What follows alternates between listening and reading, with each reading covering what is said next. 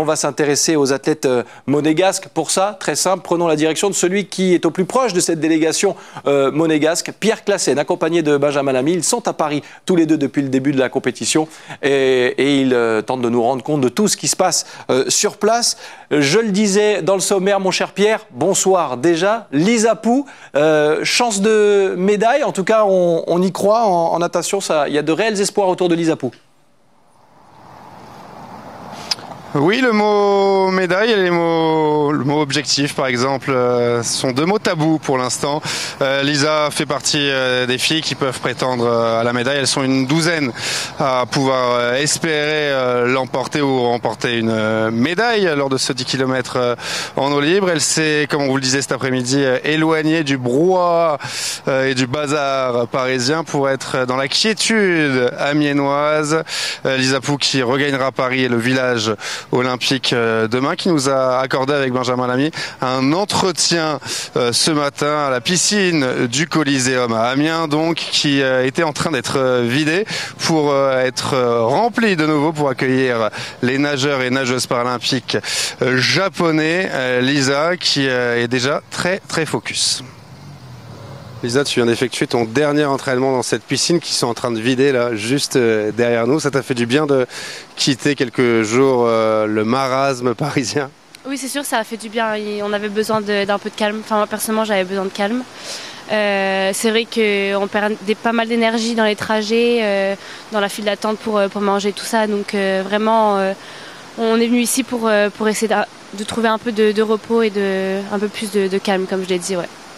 Ce matin, tu avais le bassin pour toi toute seule avec Théo. C'est important d'avoir cette sérénité, ce cadre en fait que tu connais avec ton papa et entraîneur et Théo que tu côtoies au quotidien ou presque. Oui, je pense que c'est important pour tout sportif qui se respecte, hein, clairement. Je pense qu'on a tous besoin de ça, d'avoir un peu de sérénité dans nos entraînements. Après, c'est vrai que c'est bien aussi d'avoir un groupe entier d'entraînement, mais je veux dire là, moi, je suis très contente d'être ensemble avec Théo et dans des conditions pareilles. Lisa, tu as travaillé notamment les arrivées. Est-ce que c'est un secteur dans lequel tu te sens à l'aise? Je ne suis pas forcément à l'aise là-dessus, sachant aussi qu'au bout d'un 10 bornes, on n'est pas assez lucide pour bien réaliser cette arrivée. Donc là, c'était important de la travailler avec Théo, parce qu'on aura très certainement en pleine course la même situation de course en fait, avec des personnes autour de nous. Donc voilà. C'est quoi la suite du programme là jusqu'à, normalement c'est le 8 août dans la Seine? Il y a un doute sur la date, un doute sur le lieu. Comment est-ce que toi tu gères ça personnellement? Je le gère bien, on verra, on s'adaptera à ce qui va se passer. Je sais qu'il a plu à Paris, donc il y a des chances que ça puisse être repoussé ou même qu'on choisisse le plan B, mais je le vis bien. Est-ce que vous avez d'autres favoris à nous donner, Johan? Parce qu'il y a du lourd, du très lourd. Oui, derrière les deux flèches américaines, on va citer notamment les Jamaïcains. On va parler de Keishane Thompson, qui est personnellement mon favori, la nouvelle pépite de 22 ans qui vient de signer la meilleure performance de l'année en 9,77. C'était là fin juin. Un mot pour Oblique Sevi également, 23 ans, 9,82 début juin à Kingston. Il avait d'ailleurs battu Noah Lyles ce soir-là. Il pourrait bien créer la surprise. Derrière eux, attention au Kenyan Ferdinand Omanyala, recordman d'Afrique en 9,77. Et puis pour terminer, il faudra garder un œil sur l'Italien Marcel Jacobs, 29 ans, tenant du titre et récent champion d'Europe. Bon, il est en méforme, il traîne des blessures depuis 2 ans, mais bon, voilà, il a l'air de revenir en forme. Ce sera l'homme à suivre aussi. Et puis, bien sûr, on avance vers aujourd'hui et on arrive à Pékin en 2008 et c'est le monstre. Hein, le monstre. C'est ce que Johan Cherami attendait apparemment. Voilà, et il va d'ailleurs me donner son nom. Usain Bolt. Usain Bolt. Usain Bolt. Et qui donc lui aussi va renouveler ce fameux triplé, 100, 200, 4x100, battre le record du monde qu'il a amélioré depuis.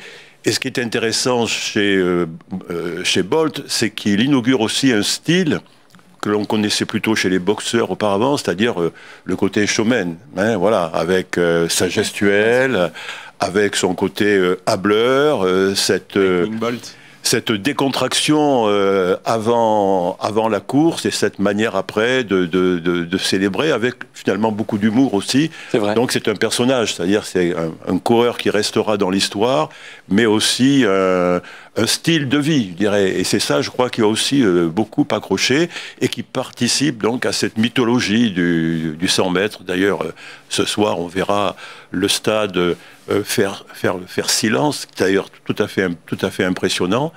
Et on est encore dans une société qui privilégie la vitesse. Vous avez parlé d'ailleurs vous-même de l'homme le plus rapide du monde.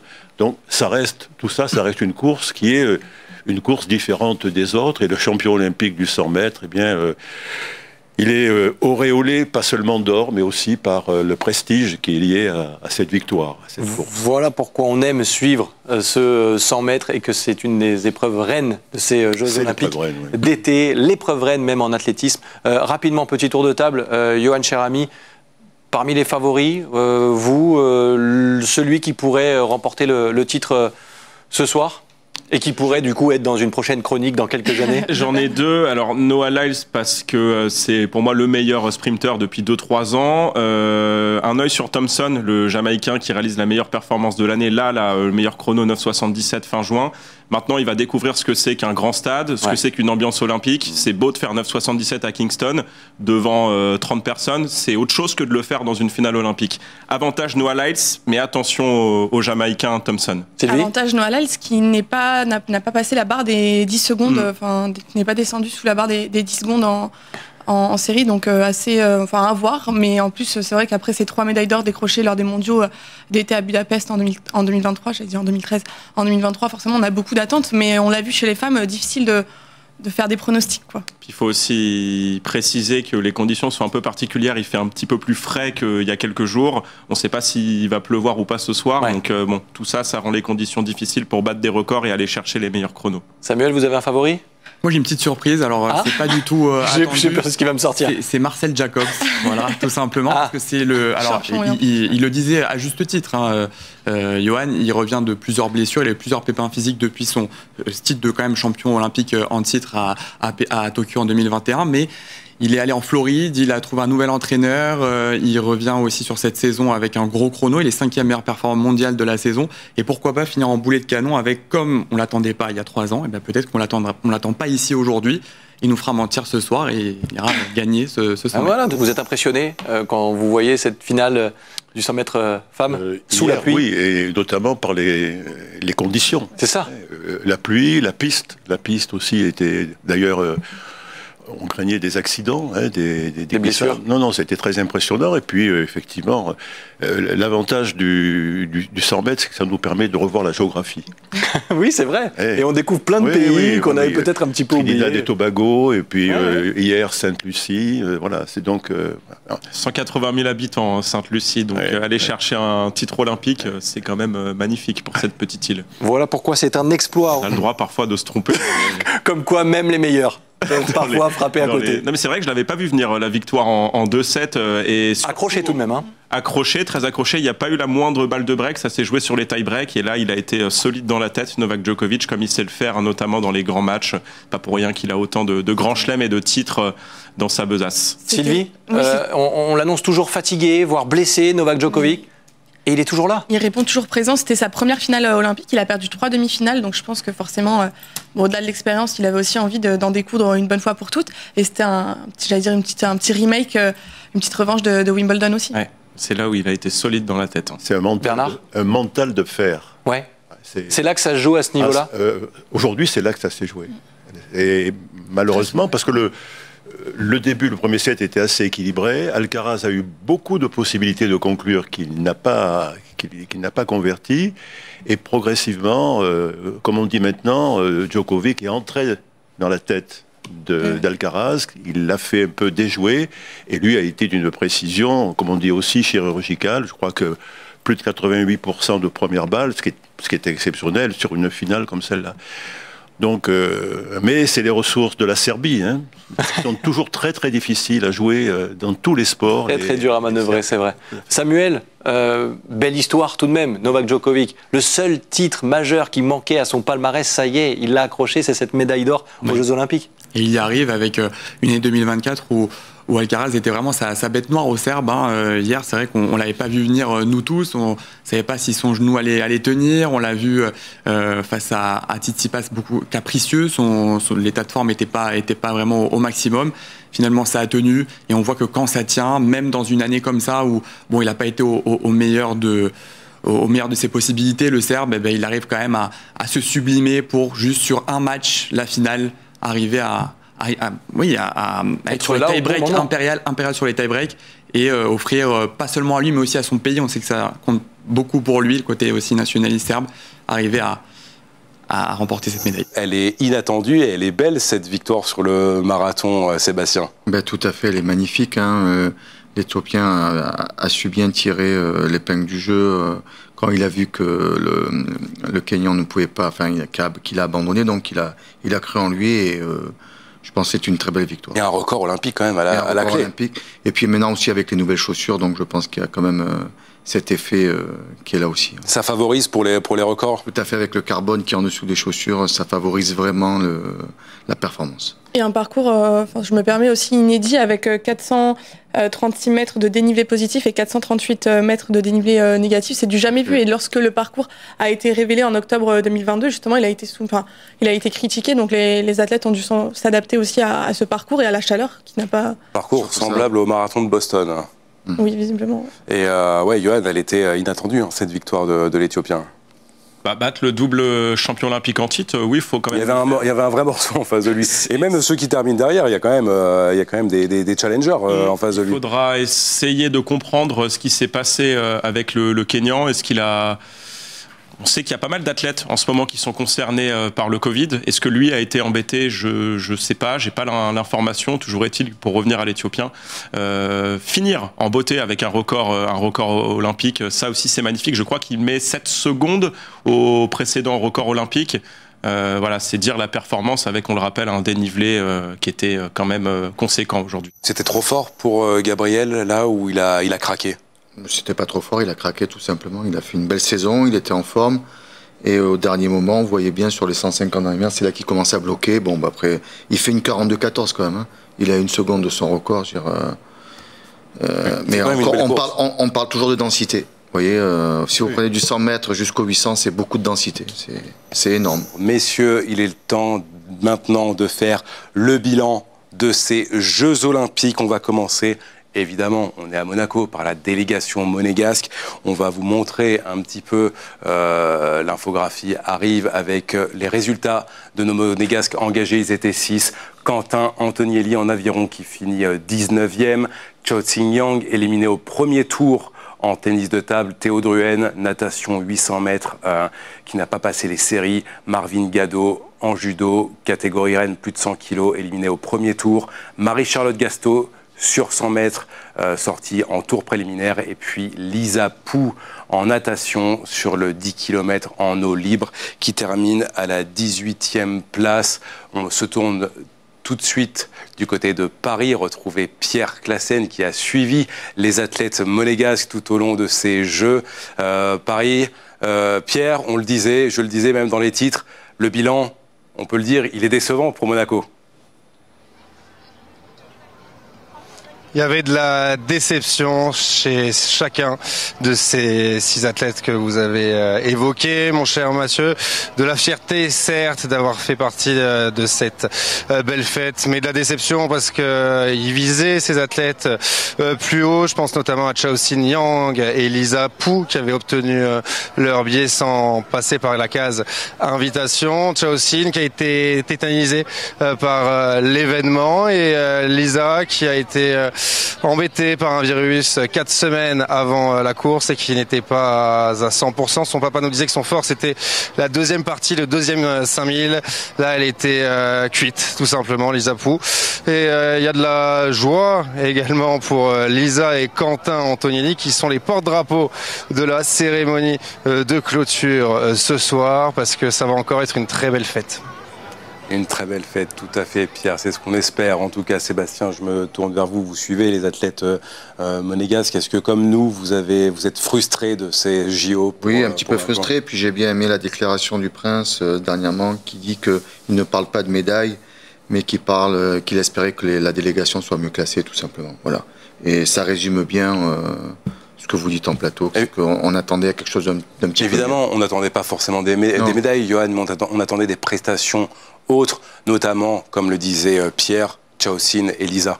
Ouais, c'est ça. Déjà, on attendait de ces athlètes d'évoluer à leur niveau, ou en tout cas de se rapprocher de leur meilleur niveau. Je prends l'exemple de Marie-Charlotte Gasto, qui, elle, était alignée en athlétisme 100 mètres à l'universalité. Elle y allait dans un but précis qui était de battre son record personnel. Objectif atteint. Elle a plutôt des motifs de satisfaction. C'est l'une des satisfactions, du coup, de Complètement. Monaco. Pour les autres, c'est dommage de voir un Quentin Antonielli ne pas évoluer à son meilleur niveau, d'avoir un moins bon chrono lors de son quart de finale que lors des séries. C'est dommage de voir un Théo Druhen être loin de son record personnel.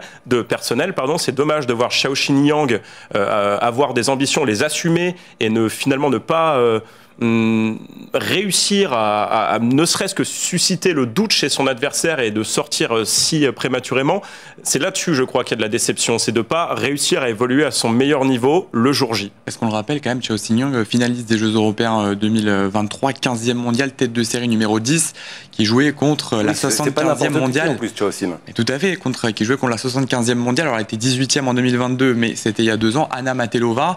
Le combat s'est prolongé, elle est revenue dans le 3e et le 4e set, mais c'est vrai qu'elle aussi, elle le disait, son objectif c'était d'aller en quart de finale minimum, et donc forcément il y a de la déception. Elle a été éliminée en 16e à Tokyo, et là un match est sorti directement, dès le premier match. C'est quand même compliqué et dur mentalement, et elle le disait, l'ambiance aussi, ça l'a peut-être aussi un peu perturbé. Bernard, on espérait écrire l'histoire différemment du côté de Monaco sur ces Jeux. Oui, mais ce sont les aléas du sport de compétition. D'autres athlètes aussi, et parmi les plus connus, ont eu des défaillances incompréhensibles le jour de l'événement.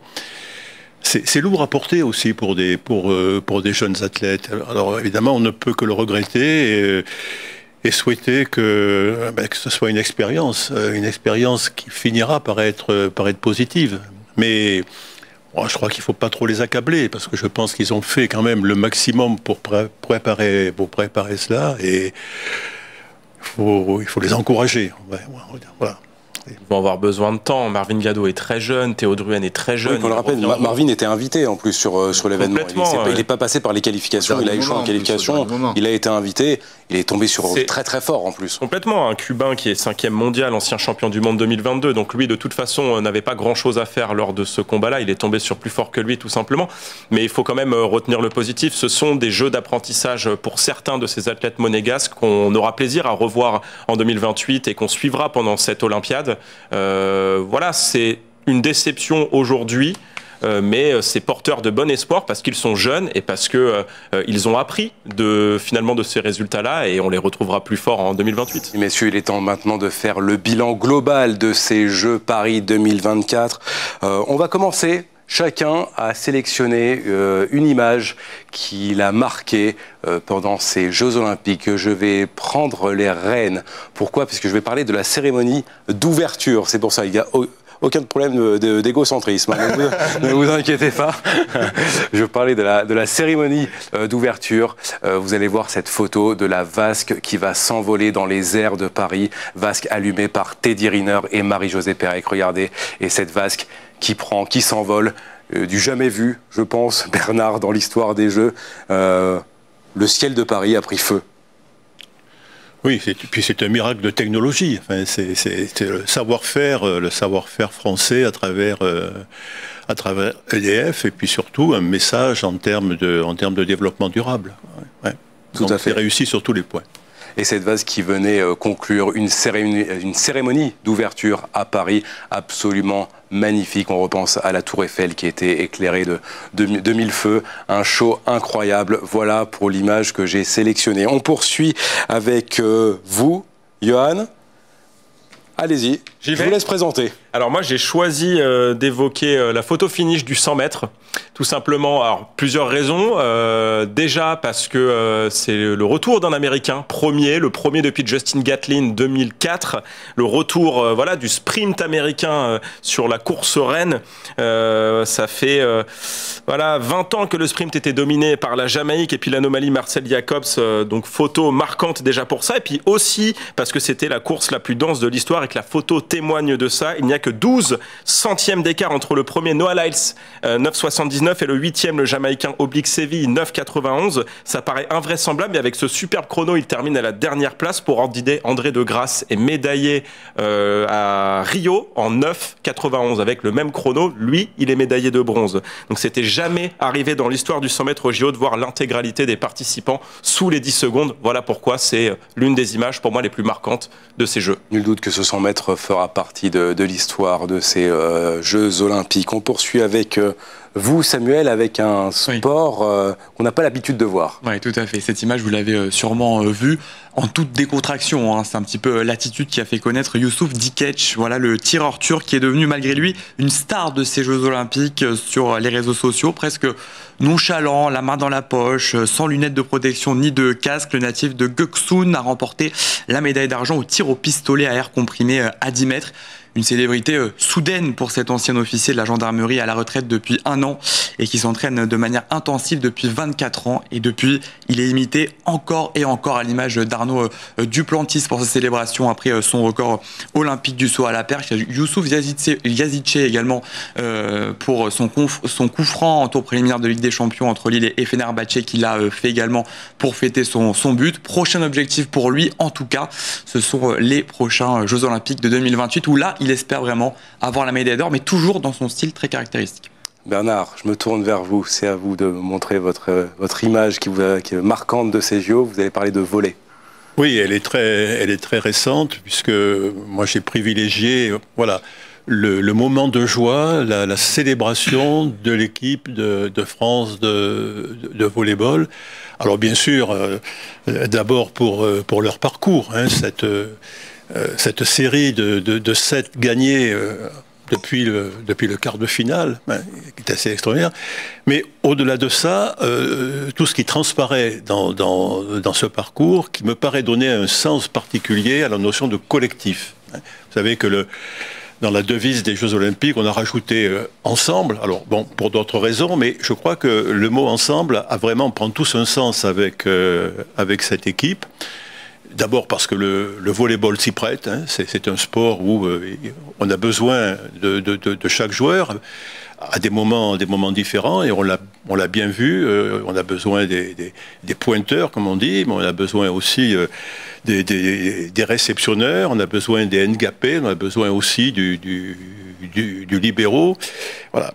Et puis, au-delà de cette vision, on pourrait dire, technique, du collectif, il me semble qu'il y a un esprit de fraternité dans cette équipe. D'ailleurs, eux-mêmes, quand on les interviewe, ils parlent de leur relation qui va au-delà de la rencontre sportive.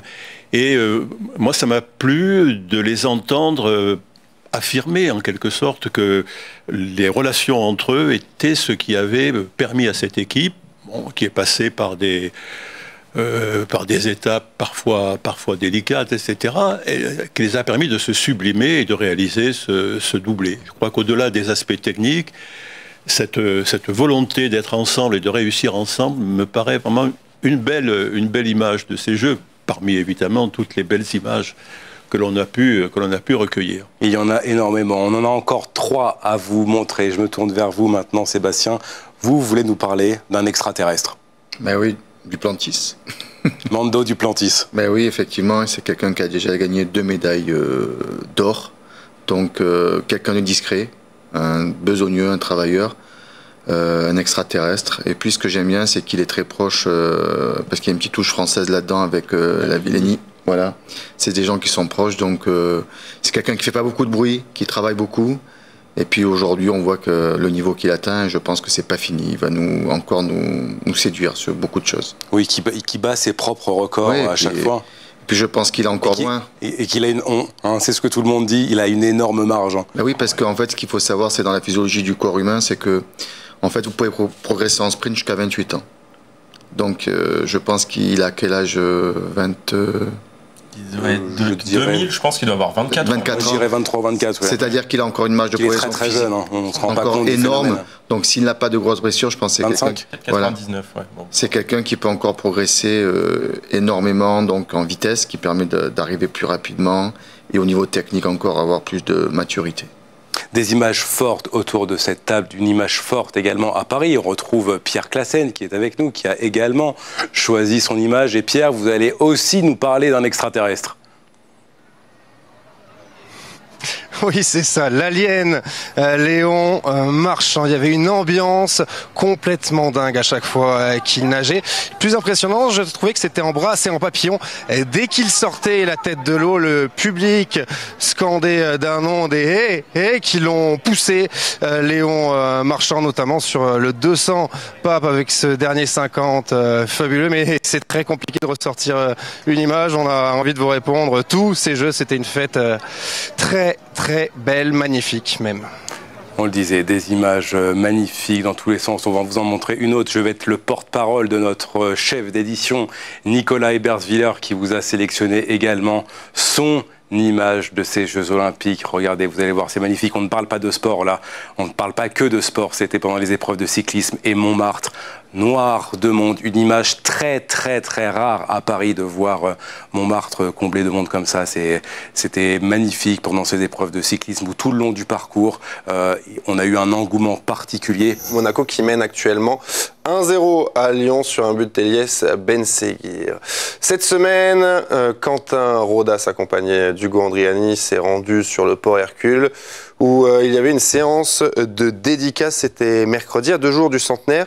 Une dédicace pour le livre « Les 100 ans de l'AS Monaco » écrit par Norbert Siri. L'auteur explique ce qui l'a poussé à écrire cet ouvrage. Enfin, depuis à peu près l'âge de 10 ans, c'est-à-dire 65 ans, je suis un supporter de l'AS Monaco. Je suis l'AS Monaco de près. Je trouve que c'était tout à fait la bonne occasion pour présenter les grandes dates de l'AS Monaco, les grands personnages de l'AS Monaco. Hein, le 100 ans, évidemment, la palissade, ça n'arrive qu'une seule fois. Compliqué, Guillaume, de résumer en un livre 100 ans d'histoire. Hein. 100 ans d'histoire, c'est très compliqué. En plus, il y a tellement de belles choses à écrire, on a envie de s'arrêter avec les périodes. Alors, là, celles sont un peu les plus anciens qui, eux, restent marqués par le début de l'épopée, la princesse Grace, et puis après, il y a les générations qui arrivent. Ma génération, les Jean-Luc Ettori, gardien emblématique qui a fait toute sa carrière ici. Puis après, il y a les Kylian Mbappé. Donc, c'est très compliqué. Je pense que le livre, bon, il est épais, mais à mon avis, il faudrait qu'il soit au moins deux ou trois fois plus gros, quoi. Johan, ça va être, je le disais tout à l'heure dans les titres, une année de fête parce que le centenaire, il va être fêté. Il est fêté déjà là, il sera fêté tout au long de l'année, de la saison, dans toutes les sections. Oui, complètement. On nous a d'ailleurs confié qu'il y aura une célébration spéciale pour l'affiche face à Montpellier. Pourquoi face à Montpellier? Tout simplement, il fallait réunir un maximum de personnes pour que la fête soit encore plus belle et encore plus grandiose. Donc il a fallu s'arrêter à une date. Cette date, c'est donc Monaco face à Montpellier. Donc on va attendre encore un petit peu pour avoir la fête. Mais voilà, vous parliez d'une association qui concerne pas mal de sports. Voilà, cette association représente 23 disciplines, de l'athlétisme en passant par la natation, en passant par le basket qui en est l'un des piliers d'ailleurs, ce qui résume voilà toute la force, toute la puissance de cette institution. Vous aviez tous les deux ce mot institution, je crois que ça définit parfaitement ce que représente cette association. Quand on a autant de résultats en football, en basket, en athlétisme et dans d'autres sports, je ne vais pas citer les 18 ou 19 autres qui restent, c'est signe que voilà, il y a quelque chose, il y a du succès. Il y a aussi de la filiation, de la famille. Moi, je pense au football avec Jean Petit et Gaël Givet récemment qui se sont pris main dans la main. On l'a vu lors de la Fight Heads Cup. Jean Petit, c'est l'histoire de l'AS Monaco. Gaël Givet, c'en est aussi une partie. Voilà, tous ces symboles-là, je trouve, résument bien le côté famille et le côté filiation qu'il y a dans cette association. Si je peux rajouter quelque chose pour confirmer tous ces propos, c'est qu'il y a une idée aussi du panache. Je trouve que l'AS Monaco, il y a quelque chose de panache au niveau de l'offensive, au niveau de l'idée des buts marqués, au niveau du basket, je crois qu'il y a quelque chose aussi de subliminal qui se rajoute à cette association. Vous avez pensé quoi, Michael, de ces cérémonies d'ouverture ? Pareil, je pense que c'est 2 grandes réussites. Je m'étais beaucoup extasié devant la première, et puis la seconde est différente, donc voilà, c'est une belle mise en lumière pour les paras. Et voilà, ouais, c'était encore une belle cérémonie. Et vous, Samuel, laquelle des deux avez-vous préféré ?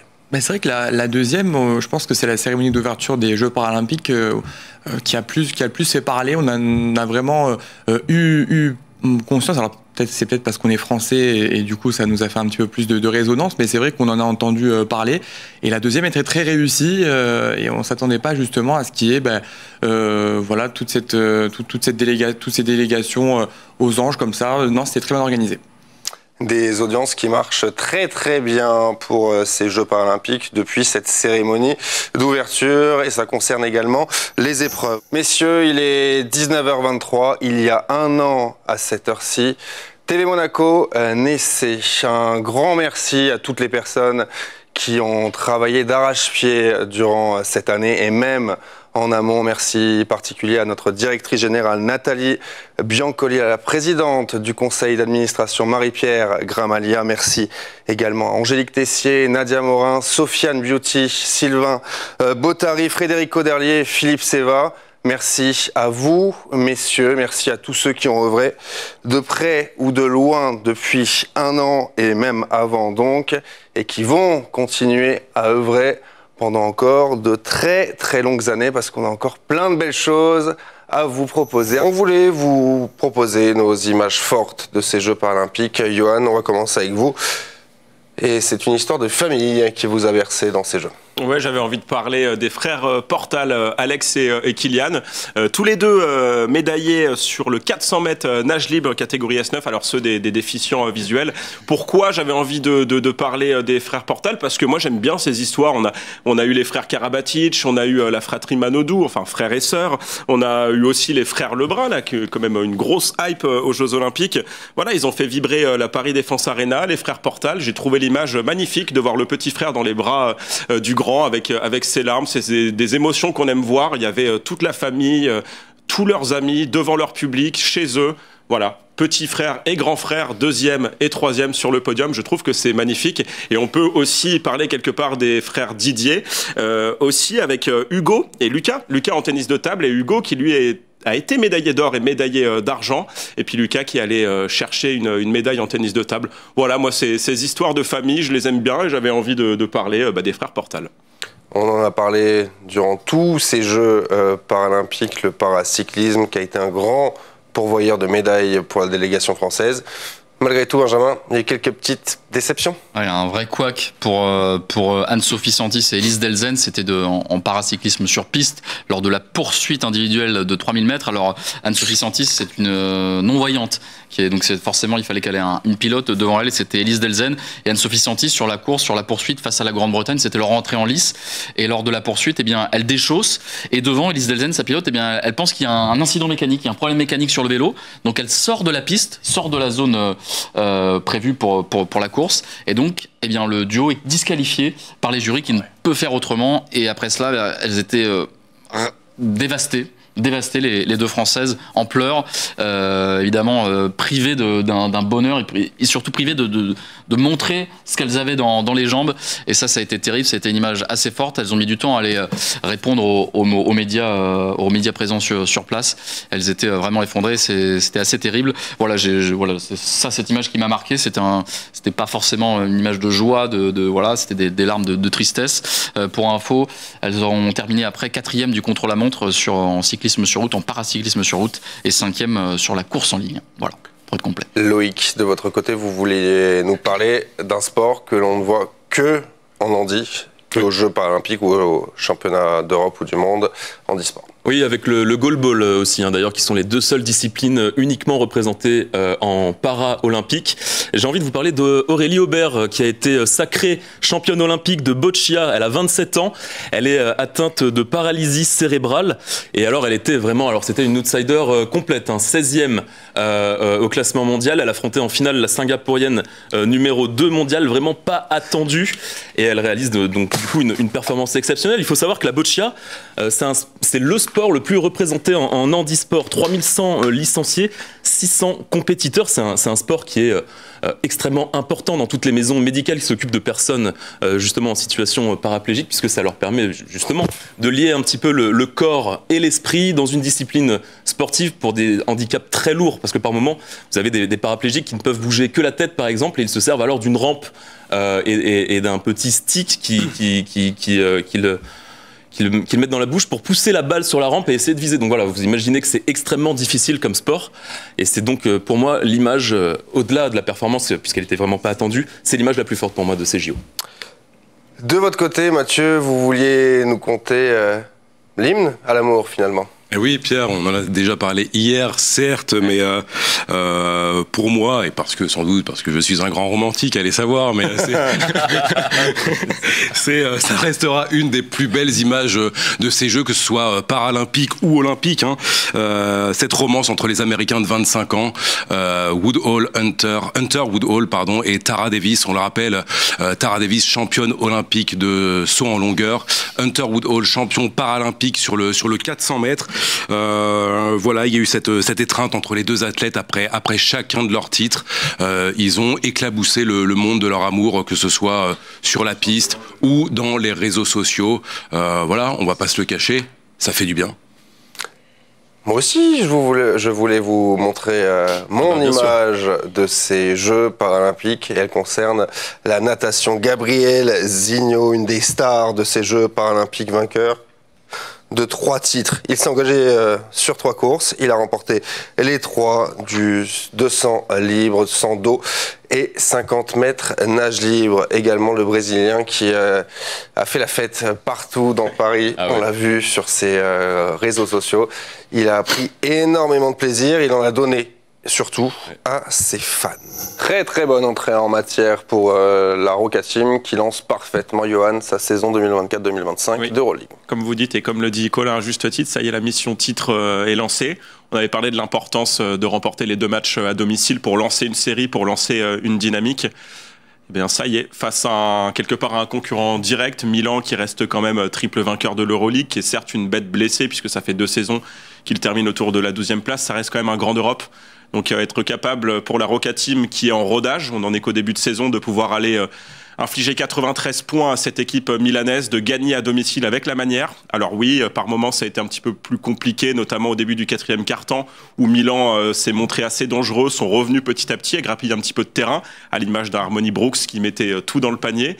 Maintenant, il n'y a pas eu vraiment d'inquiétude. Finalement, j'ai l'impression que Monaco a été en contrôle tout au long de la rencontre, avec notamment une première mi-temps stratosphérique où ils ont encaissé seulement 26 points, 10 je crois dans le premier quart-temps.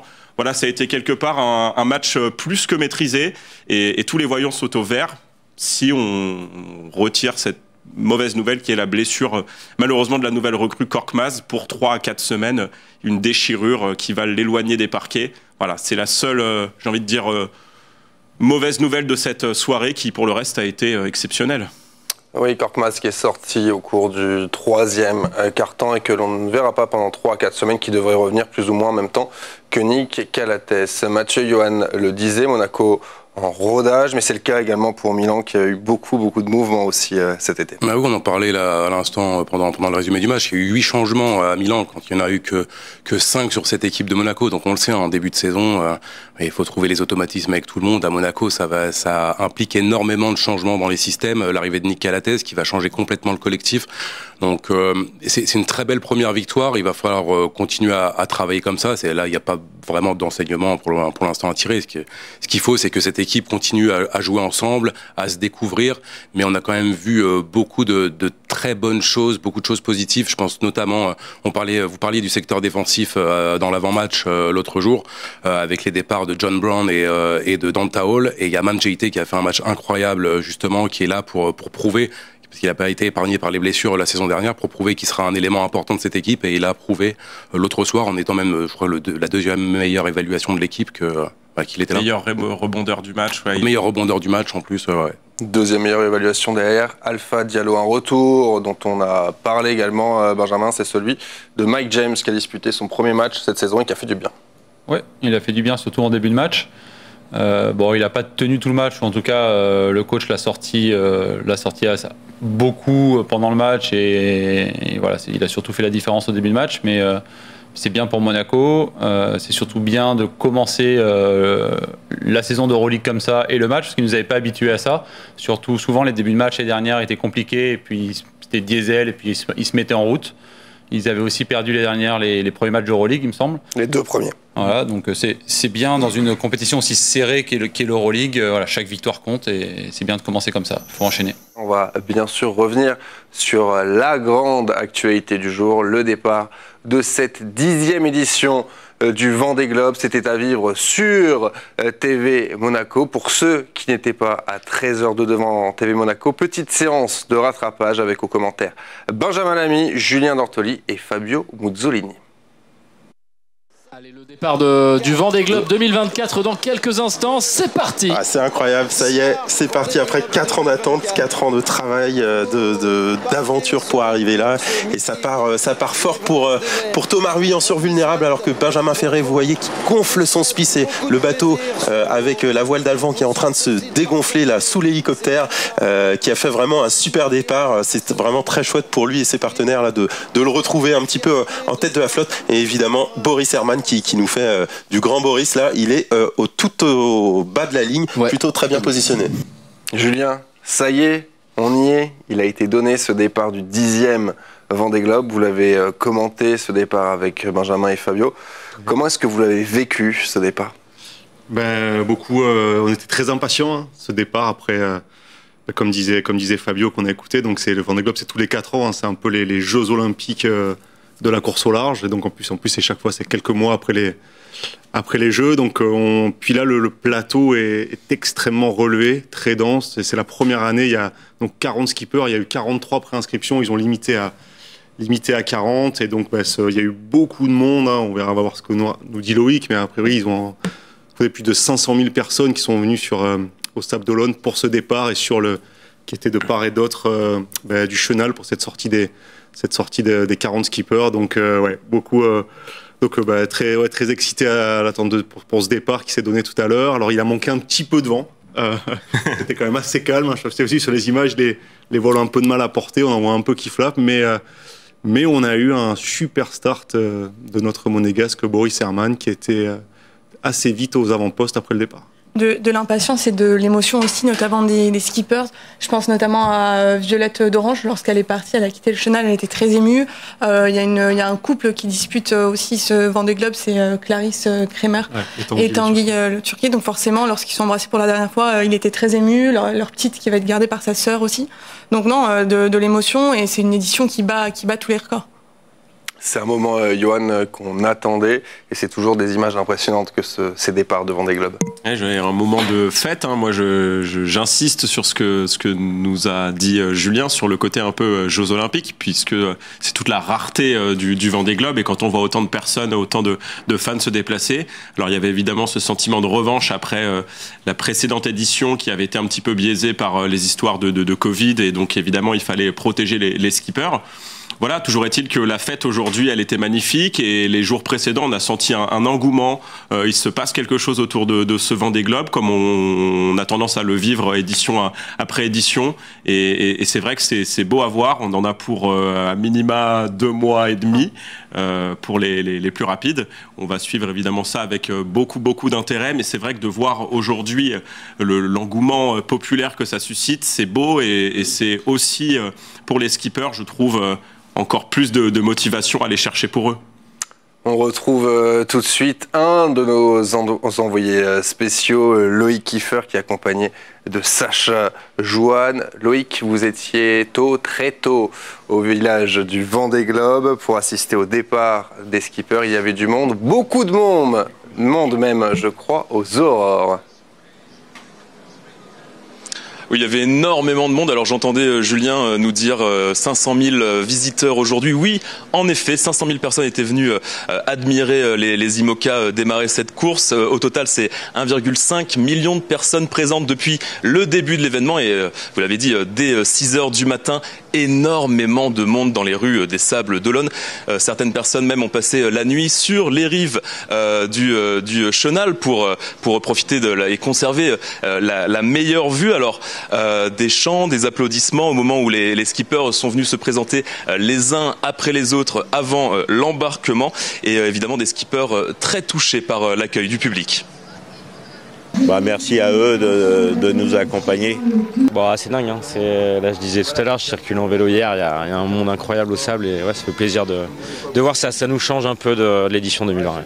Ouais, énormément d'émotions de marcher sur ces pontons et de pouvoir partir, ça va être incroyable, c'est juste magique tout ce qui se passe. Beaucoup d'émotions effectivement sur le ponton avec les équipes et les familles venues dire bon vent aux 40 skippers qui ont pris le départ. Maintenant, voilà, c'est fait pour lui. On peut débattre maintenant sur la saison de qui mérite le plus entre Bagnaia et Jorge Martin. Mais la couronne est bien pour l'Espagnol. On va regarder, avant de débattre, le récapitulatif de la saison de Jorge Martin.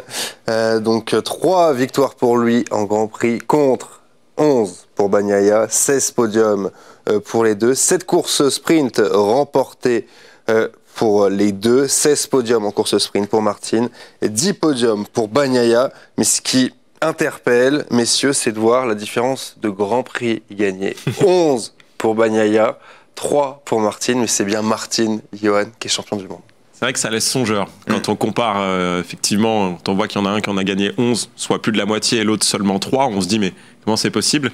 Effectivement, quand on voit sur l'infographie, on parle de régularité, c'est ça qui a été récompensé. Si on regarde un peu le tournant de la saison, on en a parlé avec Mathieu cet après-midi, au milieu de la saison, il y a Pecco qui passe totalement à côté des Grands Prix d'Émilie-Romagne et d'Aragon, où malheureusement il chute aux 2 Grands Prix, et puis il termine 9e de la course sprint à Aragon, ce qui permet à Jorge Martin d'engranger des points et de commencer à prendre le large. C'est clairement le tournant de la saison.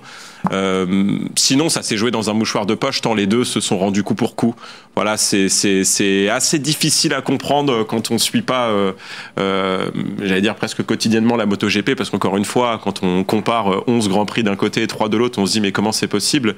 Mais voilà, encore une fois, il y en a un qui termine, qui est quasiment tout le temps dans les points, et l'autre qui a connu un petit peu plus de chutes, une de plus, mais c'est tellement important à la fin quand on voit qu'il y a 10 points d'écart. Ça s'est joué sûrement à ces 2 Grands Prix-là au milieu de la saison. Ce qui est censé compter, c'est les victoires en Grand Prix. Est-ce qu'il n'y a pas un problème de format, Fred? Est-ce qu'on ne devrait pas plus valoriser les victoires en Grand Prix? Ce qui veut dire mettre moins de points peut-être et moins d'écart. C'est exactement la réflexion que je me posais en écoutant Johan, parce que quand on regarde les résultats finaux, on se dit mais il y a quand même une certaine incohérence. Et effectivement, la question devrait être soulevée par rapport à ces courses sprint. Est-ce qu'on doit les valoriser à la même hauteur que les Grands Prix? Est-ce que honnêtement, je suis pas assez apte dans ce domaine pour avoir un avis, mais Bagnaia peut nourrir pas mal de regrets, je pense, ce soir. Après, les courses sprint sont une composante de championnat du monde, donc en fait, je comprends pas. J'entends malheureusement. Vous n'aimez pas ce Martinator, et qu'est-ce qui vous a fait, Mathieu, il vous plaît pas? Non, mais il fait une saison incroyable. Il a été très bon aussi la saison dernière, où il finissait déjà 2e de la saison de MotoGP. Et c'est vrai que c'est les courses sprint qui lui ont vraiment permis de décoller, parce que ça fait que 2 saisons que ça a été mis en place. Mais c'est vrai que au-delà de ça, quand on voit l'énorme écart en termes de victoire entre les deux, c'est vrai qu'on se dit que championnat du monde, ça se joue sur la constance. Mais exactement. Mais par contre, mais ce qui est intéressant, on peut pas dire que Bagnaia était inconstant cette saison. Non, mais il a chuté combien de fois? Il a chuté combien de fois? 3 fois. C'est trop. Il a perdu trop de points trop vite. Et voilà, il a pas pu. Et après, derrière au sprint, il est moins bon que le Martinator. Ils en ont gagné autant. Désolé. Ils en ont gagné autant. 7 victoires chacun. Ils ont gagné autant de courses sprint. Mais après, dans les classements, quand il est pas sur le podium, bah, il est beaucoup plus bas. Voilà, c'est ça. Et non, mais je sais pas si tu es d'accord avec moi. Mais ça a apporté du suspense. Voilà, ce qu'il faut retirer de tout ça aussi, c'est que ça nous apporte du suspense jusqu'à la fin. Ces courses sprint permettent de rebattre un peu l'écart entre les pilotes. L'année dernière, voilà, Jorge Martin gagnait beaucoup sur course sprint et c'est ce qui lui a permis de maintenir un peu la pression jusqu'à la fin de la saison. Et c'est ce qui permet aussi d'avoir un championnat un peu plus serré. Moi, ce que je voulais juste dire en une seconde, c'est que les courses sprint, si tu veux, c'est un argument commercial. Ça fait plus d'une seconde. Là. Ça fait pour avoir du public le samedi et vendre la MotoGP. L'essence même de la MotoGP, c'est le dimanche. Là, on a rajouté des courses sprint pour faire des recettes commerciales. Je sais, mais on a le même problème dans le foot, c'est le même problème dans tous les sports. Sur d'autres formats de moto, les pilotes, ils pilotent tout le week-end. Enfin, en moto, ça se fait sur tout un week-end. Donc moi, je suis pas choqué de les voir samedi et dimanche. C'est bien d'avoir justement ces deux courses, mais est-ce qu'il faudrait pas faire un mix, moins de courses sprint, un peu comme en F1 où on en voit, mais pas tous les week-ends? Peut-être, je sais pas. Je sais pas, peut-être. Qu'ils vont modifier ça pour la saison prochaine. Eux aussi n'aiment pas. Je trouve ça bien. Un week-end complet avec des courses, pourquoi pas? Moi, j'aime bien le principe. Aller sur le côté course sprint tous les week-ends. Enfin, à chaque Grand Prix, j'en ai vu aucun décrier ce. Non. Il y a que nos collègues qui râlent. Bref, Jorge Martin est bel et bien le champion, un beau champion du monde, un beau champion du monde. C'est un beau champion du monde. Lui qui était déjà proche de ce titre l'an dernier et donc champion du monde 2024. Vous êtes prêts à jouer? Oh oui. J'espère bien, puisque c'est l'heure du quiz. Tout de suite, c'est parti. Un quiz, comme je vous le disais, consacré à ces Jeux Olympiques de Paris 2024. Je vous rappelle le principe, si vous voulez prendre la main, il faut se rapprocher au plus proche de la réponse à la question que je vous pose maintenant. Combien d'épreuves seront disputées tout au long de ces Jeux Olympiques à Paris? Oui, je sais, c'est de moi. J'adore être de ce côté de la table en fait. Parce que quand je suis de l'autre côté, c'est beaucoup moins sympa, je vous le concède. Combien d'épreuves vont être disputées tout au long de ces JO? C'est parti. On écrit. C'est pas bon. Alors j'ai 300 pour Sylvie et Bernard. Alors les Jeux Olympiques s'arrêteront normalement au mois de décembre pour Johan Cherami et Samuel Prossimo, puisque vous avez mis 1001 épreuves. Ouais. C'est ça? Je vais pas vous mentir, vous êtes un peu loin. La bonne réponse, c'était 329. Alors, 329, Bernard m'avait dit 330. Mais pourquoi toujours écouter Bernard, Sylvie? Mais je vous le donne, moi, le 1, si vous voulez. Je vous le donne. Il l'avait, le 1, il l'avait. Vous prenez la main, Bernard et Sylvie. Attention, Bernard, hier, vous avez pris la main, vous avez perdu à la fin. Non, mais là, non, pas perdu. Nous avons laissé la victoire à notre... On rappelle, c'est son moment. Bernard, le quiz, je veux vous dire, si vous n'étiez pas là hier, déjà, allez voir le replay, ça vaut le coup. Et puis, vous allez voir ce qui va se passer ce soir. Quelle est la nationalité du judoka qui a battu le monégasque Marvin Gado? C'était un Cubain, Andy Grande. Vous avez même le nom, mais ça ne rapporte pas plus de points. Très facile toujours, pour ça qu'il valait mieux prendre la main. Qui a gagné la première médaille d'or française dans ces JO? Oui. Médaille d'or? Alors, le rugby à 7. Médaille d'or ou médaille? Médaille d'or. Rugby à 7, on l'a. Bien sûr. L'équipe de France de rugby à 7? Et non. Et si. Et si, l'équipe de France de rugby à 7, ça fait 2-0. On enchaîne parce qu'il y a encore plein de questions à vous donner. Quel âge a la plus jeune participante à ces Jeux Olympiques de Paris 2024? 14. Ouais. Bernard, je vous laisse... 14 ans. Oh. Alors ça va être 13 comme hier. Non mais Bernard, qu'est-ce que... Je suis en train de m'apercevoir qu'on s'est peut-être embrouillé sur les réponses aussi. Je demande à Nicolas Ebersviller dans l'oreillette, mais il me semble que oui. C'est 13 ou 15.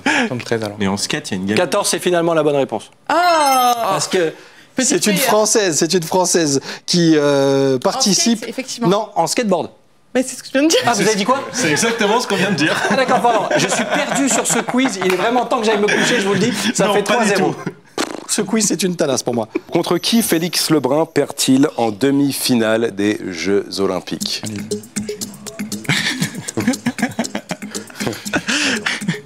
Mais bon. Ah non. Un nom? Wang? C'est une mauvaise réponse, messieurs. On n'aura pas le... La bonne réponse. On n'a pas le nom. Je peux juste vous dire que c'est le plus jeune athlète double médaillé depuis 1936. Félix, tout à fait. Son adversaire, c'était Fan Zhendong. Ah, ça vaut un demi-point. Dans le mille, pour commencer avec une question tennis. Combien de jeux Aryna Sabalenka a-t-elle concédé au cours de cette US Open? Ah, de jeux.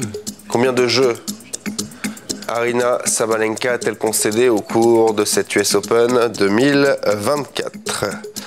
Aryna Sabalenka titrée hier après sa victoire en finale face à Jessica Pegula.